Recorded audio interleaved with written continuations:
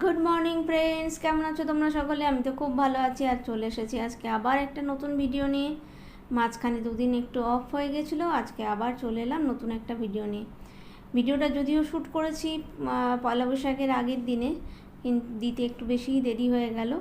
তো যাই হোক, পয়লা বৈশাখের আগের দিনে বাড়িতে আমার ভাইয়ের ওয়াইফ, ভাইয়ের মেয়ে আর ভাসুরের মেয়ে তিনজনেই এসেছিলো। ভাই আসতে পারেনি, কিছু কাজ ছিল তাই আসতে পারেনি। তো ওরা এসেছিলো, দুপুরে লাঞ্চ করলাম আমরা একসাথে। তো পয়লা বৈশাখের দিনে ওদের হতো না, সানডে ছিল, একটুখানি ব্যস্ত ছিল ওরাও। তো আমরাও তাই জন্য বাড়িতে ছিলাম না, আমরাও বেরিয়ে পড়েছিলাম। তো ভাবলাম তাহলে খাওয়া দাওয়াটা পয়লা বৈশাখের আগের দিনেই করে নিই। নতুন বছর শুরু আর নতুন বছরের প্রাককালে আমাদের খাওয়া দাওয়াটা হয়ে গেছিলো। তো সেই মতো সকাল থেকে উঠে রান্নাবান্নার আয়োজন স্টার্ট হয়ে গেছে। আর বাড়িতে মোটামুটি লোকজন আসলে আমি চেষ্টা করি যে নিজে হাতে যতগুলো রান্না করা যায়, যদিও এখনও এত বছর পরেও এখনও বাড়িতে কোনো লোকজন আসলে রান্না করতে গেলেই কনফিডেন্স লেভেলটা তখন একটু একটু ভয়ই পায় যে ঠিক হচ্ছে তো রান্নাটা, মানুষটা খেয়ে মানে ভালো বলবে তো, এরকম একটা এখনও এতগুলো বছর বিয়ে হয়ে গেছে এখনও এই ধরনের একটা ফিলিংস কাজ করে। তো যাই হোক, এই মুহূর্তে রান্নাঘরে জোরদার রান্নাবান্নার প্রিপারেশন চলছে। ভাজাভুজিগুলো আগে করে নিয়েছিলাম। তো তারপর ভাজাভুজি করে নিয়ে আমের চাটনি বানিয়ে নিয়ে তারপর মাছ মাংসের দিকে গিয়েছি। কারণ মাছ মাংসটা বাজার করে নিয়ে আসতে একটু তো টাইম লাগেই, বুঝতেই পারছো। এই যে সদ্য বাজার এসেছে মাছ মাংস নিয়ে, চিংড়ি মাছের মালাইকারি আর কাতলা মাছ আর মাটন, এই তিনটে সেদিনে হয়েছিল। আর মেনুতে ছিল আলু ভাজা, পটল ভাজা, করলা ভাজা, শাক ভাজা, আর মাছের তেলও ছিল, ওটাও ভাজা ছিল। সেটা দেখা ওখানে ছিল না সেই সময় যখন শ্যুট করেছিলাম আমি। তো যাই হোক, আর আমের চাটনি, মাংসের মানে মাটনের পাতলা করে ঝোল, আর রুই কাতলা মাছের একটা মানে ঝাল একটা, আর চিংড়ির মালাইকারি, এই ছিল মোটামুটি। আর স্যালাড ছিল আর দই ছিল। তো এই ছিল মেনু। তো মোটামুটি এখন তো আমার ভাইয়ের ওয়াইফকে আগে খাইয়ে খুব মজা ছিল, কারণ আগে দেবলীনা খুব ভালো খেত, ওকে খাওয়াতে আমার ভীষণ ভালো লাগতো। কারণ আমার ভাই একদম খাউনে নয়, ভাইকে খাইয়ে একদম আরাম ছিল না। কিন্তু এখন ভাইয়ের ওয়াইফেরও ওই নানা রকম মানুষের যত দিন যায় তত একটা একটা করে গ্যাস অম্বল এই সমস্ত প্রবলেম হতে হতে বেচারাটাকে এখন আমি খাইয়ে আর আগের মতো সেই সুখটা হয় না। মানে এখন আর সব কিছু খেতে পারে না। আর বা আমার জায়ের যে মেয়ে, জায়ের মেয়েও কিন্তু খুব সুন্দর গুছিয়ে খেত। এইবারে কিন্তু কলেজ থেকে সদ্য এসেছিলো তো, আর খুব গরমটাও পড়েছে, খুব যে গুছিয়ে খেতে পেরেছে সেটা ও না, মানে যতটা পেরেছে খেয়েছে, কিন্তু আগে কিন্তু আরও ভালো খেত। তো যাই হোক, তার মধ্যেও সবাই মিলে বেশ একসাথে খাওয়া দাওয়া রান্নাবান্না এসবের মজাই আলাদা আছে, তাই না?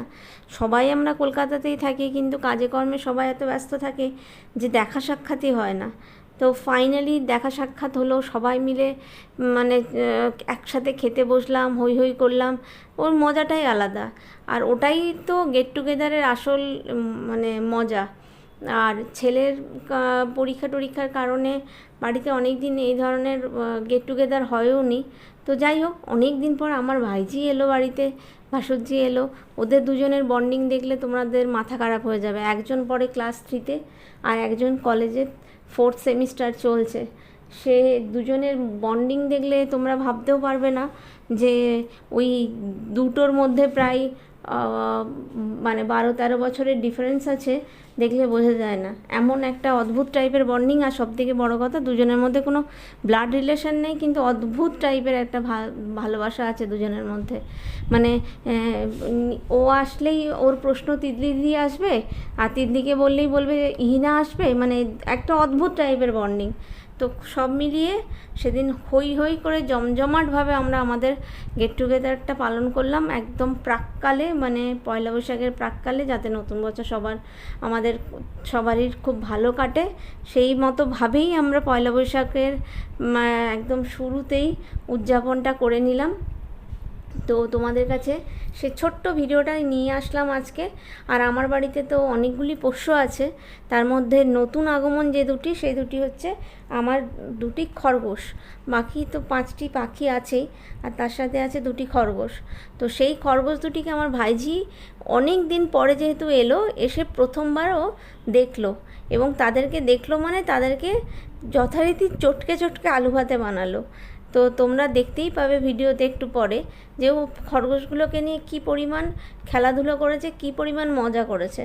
কারণ কি, ওর আমার বাড়িতে যখন প্রথম পাখি এসেছিলো, তখন পাখিগুলোকে দরজা বন্ধ করে আমরা ঘরের মধ্যে ছাড়ি, মাঝে মাঝে ঘরের মধ্যে এদিক ওদিক ঘুরে বেড়াই। তারপরে আবার অনেকক্ষণ ঘুরে বেড়াতে বেড়াতে ওরা আবার নিজেরাই এসে খাঁচার দরজা খোলা থাকে, ও ঢুকে যায়। তো যখন ও প্রথমের দিকে আসতো আর পাখিগুলো এসেছিলো, তখন ওই পিসুকে সবসময় বলতো, পিসুকে পাখির খাঁচাটা খুলে দাও, ওরা খেলবে বলে, পাখিগুলোর সাথে খেলবে, পাখিগুলোকে ওড়াবে এদিক থেকে ওদিক, এটা করবে বলে এরকম করতো। এবারে এসে আর পাখির প্রতি এত ইন্টারেস্ট ছিল না, আর ওর নিজের নামও পাখি, তো পাখির প্রতি ইন্টারেস্ট ছিল না। এবারে ছিল খরগোশ, চিনি আর ভুতু, এই দুজনকে নিয়ে এবারে একদম ব্যস্ত ছিল। তো সব মিলিয়ে ভীষণ ভালো কেটেছে দিনটা। তোমরাও দেখো ভিডিওটা যদি ভালো লাগে অবশ্যই লাইক করো, কমেন্ট করো, শেয়ার করো, চ্যানেলটাকে সাবস্ক্রাইব করতে একদম ভুলে যেও না। দেখা হচ্ছে আবার খুব তাড়াতাড়ি নতুন একটা ভিডিও নিয়ে, ততক্ষণের জন্য টাটা, বাই।